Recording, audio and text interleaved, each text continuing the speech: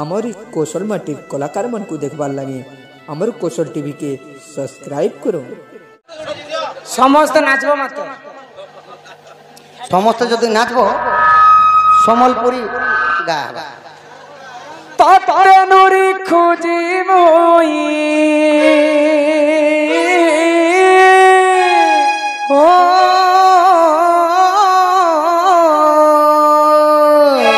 तते नुरी खुजी मोई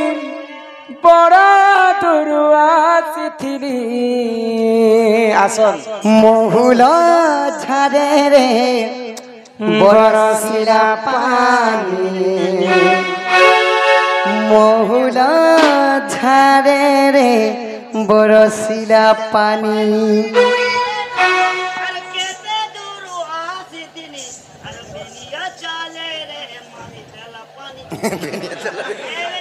महुला झारे रे बरसिला पानी महुला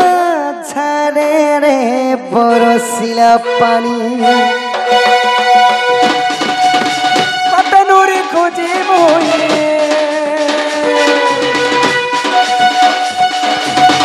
तते नुरी खुजी मोई बड़ा दुरुआ महुला झारे रे बरसिला पानी महुला झारे रे बरसिला पानी महुला झारे रे बरसिला पानी रे पानी रे पानी रे पानी महुला झारे रे बरसिला पानी महुला झारे रे बरसिला पानी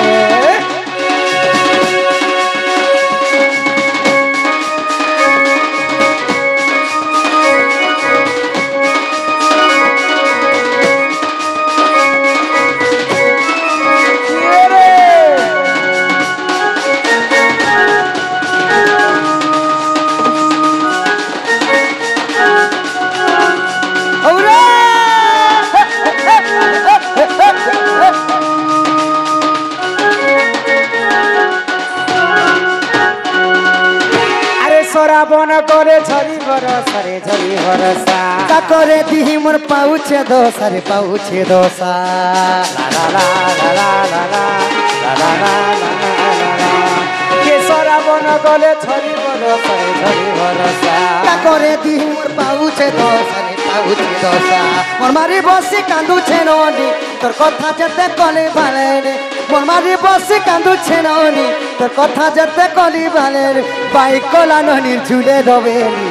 महुला झारे रे बरसिला पानी महुला झारे रे बरसिला पानी महुला झारे रे बरसिला पानी रे पानी रे पानी रे पानी महुला झारे रे बरसिला पानी महुला झारे रे बरसिला पानी